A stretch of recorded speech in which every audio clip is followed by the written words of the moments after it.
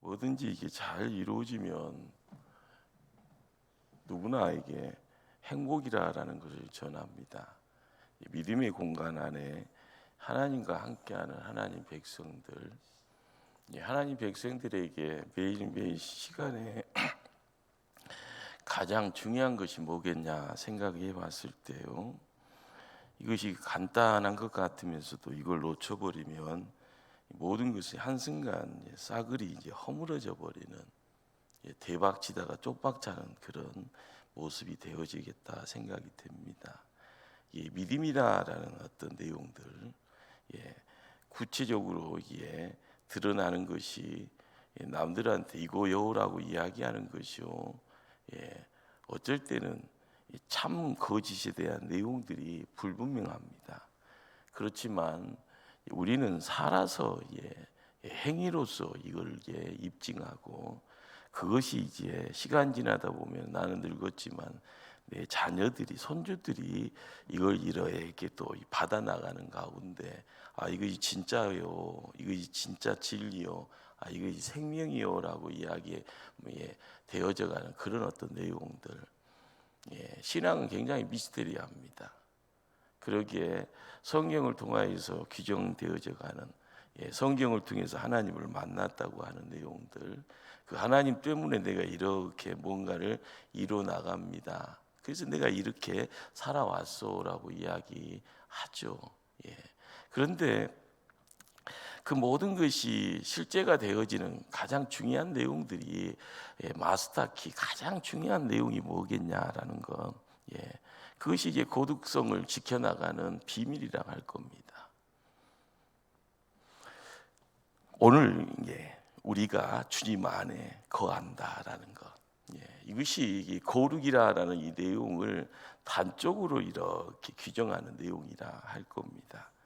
오늘 이곳에서 내가 주님 안에 거하는, 이것이 아침, 점심, 저녁 하루의 시간을 이렇게 지켜가고요, 내일도 오늘이라는 시간을 통하여 내가 주님 안에 있다라는 것, 내가 주님 손 붙잡고 간다라는 것, 주의 살아계심을 느끼는 가운데 주님이 말씀 주실 때 아멘으로 순종한다라는 것, 매 순간 하나님의 사랑을 받는 존재요라는 것을 이걸 느끼는 겁니다.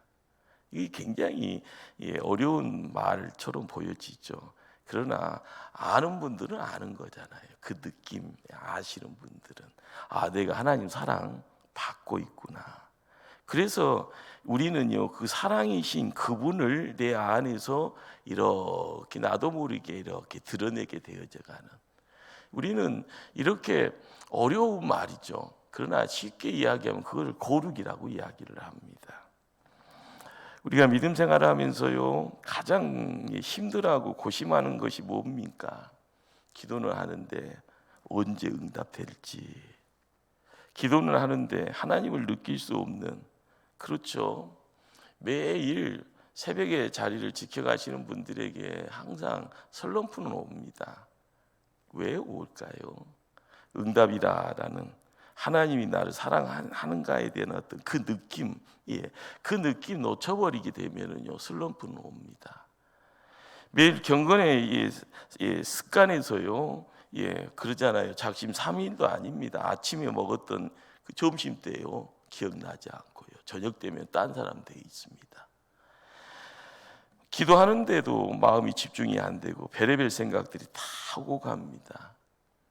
그러다 보니까 예수 믿으면서 점쟁이한테 더 많은 숫자가 빈번하게 찾아가는 이유가요, 어쩔 때는 하나님한테 내가 믿습니다라고요, 그렇지만 어느 한 곳에요 공허함이 있으니까요, 즉각적인 응답을 받기를 원하는 분들은 무당한테 가서 정죄를 찾는 모습이 바로 교회 내에 권사님, 장로님, 안수집사님, 많은 분들이 그런 이야기를 하고 있습니다. 교회가 왜 저러냐라고요. 우리가 교회 안에 있으면서도 사람을 사랑하거나 사람을 용서할 수 없을 때가 있죠. 뭐가 꽉 막혀 있는 듯한 느낌입니다. 교회 안에서요, 성도들끼리 교제하고 사귄다라고 할 때 항상 나는 감춥니다. 그래, 너 떠들어라. 나는 말 안 할란다. 내가 아픈지 슬픈지 괴로운지요, 감추려고 합니다. 말하면 소문난다라는 그런 느낌 속에서요. 좋은 일도 아닌데 말만 하면은 하나 더하기 둘이 아니라 열이 되고 백이 돼서요. 눈덩이처럼 부풀어져 있는 모습들. 오래 믿었다고 자부하지만은 여전히 내 믿음의 수준이 어린아이와 같은 수준이다라고 그런 어떤 느낌들.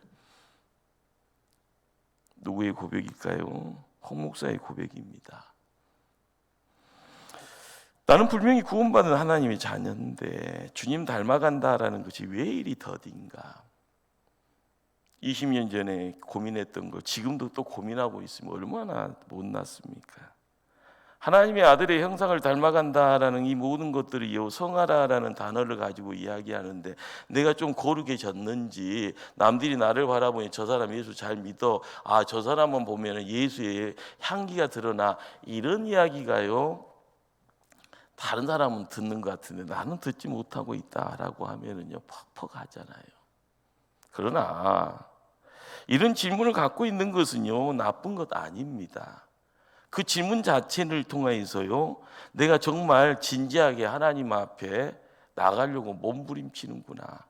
내가 못난 단면은 있고 힘들어하는 단면은 있지만 그래도 뭐 끈이 나를 땡기니까 자양자에서 우양으로 턴을 하면서 아 주님 하면서 나 못났네요 라고 고백하는, 이것이 어떻게 보면 영적 성장이요 성숙이요 라고 이야기하는 그런 어떤 인간적인 모습이라 할 수 있을 겁니다. 우리가 성경을 읽습니다. 통독하지요. 성경 공부 열심히 하려고 하고 큐티를 합니다. 기도 생활을 하시는 분들은요 모든 것이 하나님의 이끄심 따라서요 내 힘이 아니라 하나님 힘 때문에 새벽의 자리에 나와서 무릎 꿇는다고 이야기합니다. 이런 모든 것은요 거룩해지려는 우리의 노력입니다. 그런데요 목회자와 함께 성경 공부도 하고요, 말씀도 읽어가고요, 온전함의 어떤 진리에 대한 이야기들, 교리에 대한 부분들, 그런 것들이 공부를 하지만은요, 나도 모르게 머리는 커진 것 같고 할 말도 많습니다. 근데 그것이 나한테는 도대체 뭔가? 시간 지나고 나서는 그 이야기 한 100에 10, 100에 하나 정도가요 나의 마음속에 가시가 돼서 그 말씀이 이런 말씀인데 하면서 자양자 우양우 하면서 내가 조금이라도 노력해야 되는데, 올바로 살아야 되는데, 그런데 반대로요 전혀 잘못된 생각 가지고 결과적으로는 이단에 빠져가는 가운데, 이단의 소리가 진리요 이단 소리의 말씀 속에 참교회가 거기 있다 생각하는 가운데요 주변 환경은요 비상하는 것이 아니라 추락하고 있다고 하면은요 얼마나 슬프고도 얼마나 고통스러운 일입니까? 신앙이라는 것이 참 그렇습니다. 좋은 사람 만난다는 것도 힘들고요, 좋은 교회에서 신앙생활 한다는 것도 괴롭습니다. 요즘 교회에서 많은 분들이 교회를 떠나려고 하는 그 모습들은요, 떠나려고 소리 내는 사람은 그래도 괜찮아요. 조용히 떠나는 사람들은 왜 조용히 떠날까요? 여러 이유가 있겠죠. 우리는 이 시대에 믿음의 사람들이 왜 이렇게 믿음 생활하기 어렵고 퍽퍽할까라는 겁니다. 미국의 케빈 영이라는 목사님이요 번역돼서 우리 한국에 소개된 책자죠. 구멍난 거룩이라는 책에서 거룩에 구멍이 난 이유를 3가지를요 우리에게 소개를 합니다. 첫째는요, 거룩해지려는 것은 율법주의자나 근본주의 같은 구닥다리 같은 낙힌이 찍히는 분위기 때문이라는 거예요. 말이 좀 어렵나요? 거룩해지려고 하는데 내가 좀 교회에서 조금 힘써가면서 믿음 생활을 잘해보려고 하는데 주변에서 저 사람은 율법주의자야, 저 사람은 근본주의자야 하면서 이상하게 오도를 해버리고요, 오해를 해버리고요, 저런 사람하고는 어울리면 우리가 이상해져야 하면서 그런 어떤 분위기를 만들어가는 모습이 교회 내에 있다는 거죠. 한쪽 눈을 가지고 있는 사람이 양쪽 눈을 갖고 있는 사람하고 만나면은요, 아유 한쪽이 아픈가 보다 하는데 100에 90명이 한쪽 눈이 아파서 한쪽을 항상 찌그러 다니고 있으면은요 정상이 누군가요? 양쪽 두 눈을 뜨고 있는 사람이 정상인가요? 한쪽 눈을 감고 있는 사람이 정상인가요? 눈 뜨고 다니는 것이 정상이지만 시간이 지나고 나서요, 무슨 이유인지 몰라도요, 100에 90명이 한쪽에 고장이 나서 한쪽을 이렇게 가리고, 눈병 환자가 돼서 한쪽을 가리고 있으면요, 누가 정상이에요? 너무 어렵죠. 시대가 추락을 하게 되고 타락을 하게 되어지면은요, 정상인 사람이 비정상이 됩니다. 뭘 해보려고요, 바른 곳으로 옮겨가려고 하는데 그것을 옆에서요 끄집어 당기려고 하고 손가락질려고 하는 모습들, 이것이 사람의 추태입니다. 추태. 두 번째는요, 교회 안에 거듭나지 않은 사람들이 너무 많다라는 겁니다. 이 거듭남이다라는 것 자체가 내 안에 예수 있다 없다 해서요, 없어도 있는 척하고 사는 사람들입니다. 세 번째는요, 복음은 규례나 의무 상황들을 강조하지 않는다라는 잘못된 인식 때문이다라고 말을 합니다. 무슨 말인가 하면은요, 이 복음이다라는 것 자체는 나를 자유하고 나를 해방시켰으니까 덩달아서 사람들 모이는 공간에서 나도 내 마음대로 해도 된다라는 그런 어떤 주장이죠. 생각의 자유라는 것이요, 참 오묘합니다. 내가 생각하는 것이 누군가에 의해서요, 아 그래 맞아, 그것이 진리지, 그것이 잘 되는 것이지, 그것이 하나님 앞에 조금이라도 더 가까이 가려는 그런 노력이지, 처음에는요 그런 깨달음 속에서, 큰 기쁨 속에서 내가 교회 오는 것이 이런 재미지, 내가 교회에 와서 이런 것을 느껴야지 하는 생각을 합니다. 그런데 그것이 계속적으로 나보다 더 큰 누군가에 의해서 그런 가르침 속에서 계속 가게 되어지면 내가 한 방향으로 쭉 가는 가운데 나도 모르게 성장이 있어지고, 나도 모르게 깊이가 있고, 나도 모르게 거룩해지고, 나도 모르게 예수님 닮아가는 사람이 되죠. 그런데 어느 한순간에는요, 나와의 관계하실 그 분간의 관계를 단절하고 나 혼자도 해도 돼라는 생각 가지고 갑니다. 내 생각이 맞지, 내 경험이 맞지, 내가 보는 것이 맞지. 하나님께서 우리를 구원하신 목적은요, 이 땅에 하나님의 형상을 이루기를 원하며 그 아들의 형상을 본받게 하기 위함이다. 하나님이 성부 하나님이요 계시는 걸 알지만 어느 순간에 나와의 관계가 멀어지니 하나님 없다고 이야기합니다. 그러다 보니까 하나님 모습 보여주세요, 하나님 내 귀에 소리 들려주세요, 하나님 내 앞에 모습 드러내야 됩니다라고 악쓰고 달라지죠. 그러다가요, 인생인지라 한번 악쓰고요, 100일 중에 하루는 하나님 앞에 부르짖고 99일은 딴 데 가서 딴짓하면서 다시 한번 생각나서 하루는 왜 나한테 안 나타났습니까? 왜 나를 안 만나 주십니까? 그런 이야기가요, 구약의 이야기입니다. 그래서 예수님이 이 땅에 오셔서 성자 하나님의 사랑이 십자가요, 부활의 내용 속에서 바닥치고 있는 인생, 자력이 능력 가지고는 일어날 수 없는 인생, 죄 속에서 사망의 늪에서 헤어날 수 없는 인생을요, 주님이 건져내 주셔서 우리를 새로운 백성 만들어 주신 겁니다. 이게 구원입니다.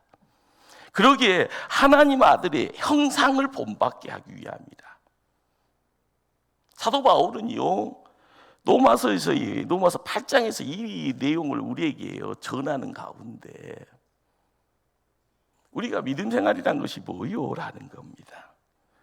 성도라는 존재가 어떤 존재인가? 예수 믿어서 구원 백성 됐다는 것이 첫 번째입니다. 두 번째는 뭘까요? 이 땅에서 그러면 어떤 존재가 돼야 될 건가? 라는 겁니다. 우리가 믿음 생활을 하면서요, 그렇지, 나 대단한 사람이에요. 왜? 내가 구원받았으니까. 여기까지 동의가 됩니다. 자, 그런데 그러면 어떻게 할 건데? 구원받은 사람이면 어떤 존재가 될 것인가? 여기에 대해서요, 집중하지 않습니다. 여기에서 땀 흘리지 않고요. 여기서 눈물을 흘리지 않습니다. 여기에 시간 투자하지 않습니다. 내가 대단하니까 내 마음대로 해야 되지 하는 생각. 하나님은 사랑이 넘치는 분이니까 다 용납해주고 다 용서해 주실 거야. 내가 무릎만 꿇으면은. 우리는 구원이라는 것이요 전인적인 개념이다라는 것을 알고 갑니다. 영혼 구원뿐만이 아니라요, 이 육신의 몸도 구원받았다. 근데 이것이요 어떤 느낌인가 하면은 사도 바울은 우리를 거룩한 거룩을 이야기를 하면서 살아있는 성전이다라고 이야기를 합니다. 살아있는 성전 되어져가는 비밀은요, 성자 하나님이요 내 안에 들어올 때요 거룩해지고요 살아 움직이는 성전이다라고 이야기를 합니다. 그러기에 성전이 이게 이 몸으로 범하는 죄를 금한다. 그리고 몸으로 하나님께 영광을 돌린다. 여기서요 우리가 삶의 자리를 통하여서 거룩한 존재요 성도가 되어지는 가운데 이루어지는 이 내용 속에서 생각은 보여지는 것이 아니잖아요. 몸으로 드러나는 것이 보여지는 겁니다.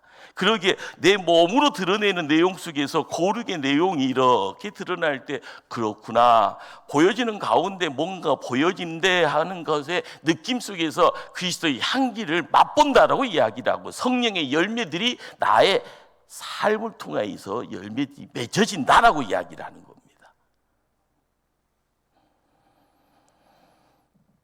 구원은 죽은 뒤에 받아 누리는 것 아닙니다. 죽어서 천국 가서 이루는 어떤 열매가 아니고요, 예수 그리스도를 나의 구주로 믿는 그 순간부터 이 땅에서 시작됩니다.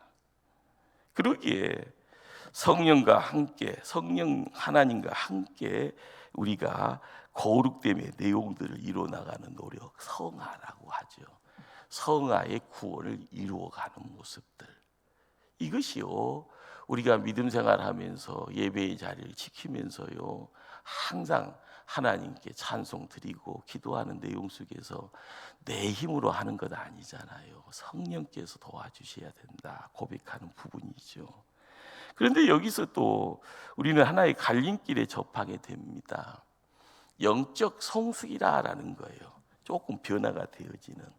그런데 이 영적 성숙과 더불어서요 나도 모르게 내 스스로요 어떤 목적지의 명패를 모르고 딱 와서 보면 이 정도가 되면은 영적 성숙이지라고 생각하는 그런 어떤 범주가 있고 그런 어떤 수준이 있습니다. 이 뭔가 하면 도덕적 성숙을 이야기합니다. 저 사람은 법 없이도 살 수 있어. 저 사람은 몸만 있으면 봉사활동 가. 저 사람은 또 어려운 사람이 있으면 항상 일본으로 뛰어가서 뭔가를 열심히 해. 이런 사람을요 도덕적인 어떤 수준의 이야기로 하면 굉장히 앞서가는 분이죠. 남들에게 존경받아도 문제없는 분들입니다. 자, 그런데 우리가 깨닫게 되어지는 것 중에 한 가지가 뭘까요? 이 도덕적 성숙이라는 것은요 인간의 의지적 노력을 통해서 이루어지는 내용들이고 결과입니다. 내가 조금 힘써가고요 내가 해야지 하는 결단을 통해서 이루어질 수 있는 내용들이에요. 그러나 영적 성숙이라는 것은요 내가 누구에게 붙어 있을 때, 누구를 의지할 때, 그분과 함께 신뢰의 내용과 연합의 내용들이 이루어질 때 지지고 볶고 하는 가운데 내 안에서 이루어지는, 성령께서 주도하면서 이루어지는 결과가 영적 성숙인 겁니다. 그런데요 영적 성숙을 도덕적 성숙으로 오해하게 되어지면은요 항상 의지적 노력으로 덕과 성품을 쌓으려고 하죠.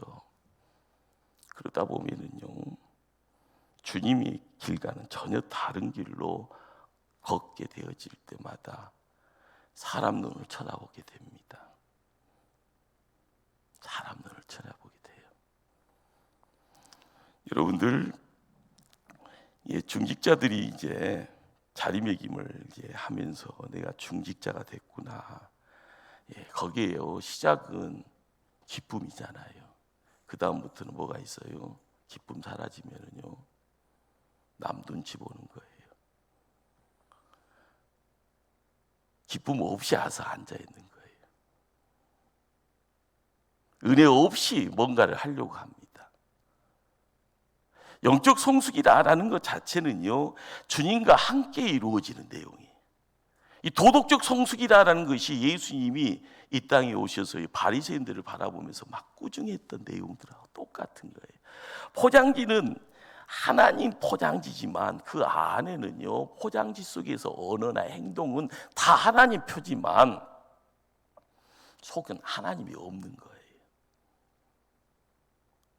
어떤 모습 속에서요, 11조 드리고요, 어떤 모습 속에서 사람들이 있는 곳에 손 들고요, 기도의 자리를 지킵니다. 그러나 그 부르짐 속에서는 하나님 사랑의 내용이 없다 하면은 그것은요, 공연불과 똑같은 겁니다. 뭐예요? 무당이 주문하고 뭐가 다를까요? 우리가 알아가야 될 것은 언어적인 성숙됨이 내용이 없고요, 탁월함이 없더라도요, 주님과 함께 할 때 어버버버버 해도 그것은 기도가 되어지는 줄 믿습니다. 하나님 사랑하는 마음과 묶여져 있기 때문에요. 아무리 유창함의 내용이 갖고 있다 할지언정, 사람들에게 청산유수처럼요 미사 어구를 쓴다 할지언정, 하나님 없이 이루어지는 내용이다 하면은요, 그것은 헛수고예요. 자기 자랑만 하는 거죠. 나 이렇게 잘난 사람이야, 탁월한 사람이야, 나 정도만 되면 되지 않냐라고 이야기 되어질 때 우리가 생각해야 될 것이 뭘까요? 사람을 변화시키는 것이 뭡니까? 내 자신은 변화된 것처럼 생각되지만 내 안에 예수가 없고 하나님에 대한 그 사랑이 사라져 있는 상태에서 내가 영적 거인처럼 행세한다 할지언정, 빈 수레처럼 소란만 요란하게, 빈 깡통처럼 소란만 연하는 모습 되어질 때 나타나는 모습들, 도덕적으로 훌륭해져야 되고요, 남들의 눈초리를 의식하면 할수록 하나님의 은혜에서 멀어진다 하면은 영적 성숙은 아닌 겁니다.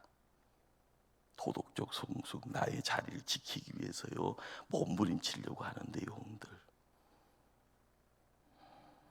영적 성숙을 도덕으로 동일하시면요, 우리가 점점 길이 어긋나게 되어지고, 우리가 교회에서 이야기되어지는 모든 내용들을요 하나님 없이 그냥 메이드 인 처치입니다. 교회 표로 이야기되어지지만 거기에요 알맹이가 없는, 그렇지만 그것이요 어디 가서 생명을 이야기하고 어디 가서요 진리를 이야기하고 어디 가서 빛을 이야기할 수 있는 내용이 될 수가 없습니다.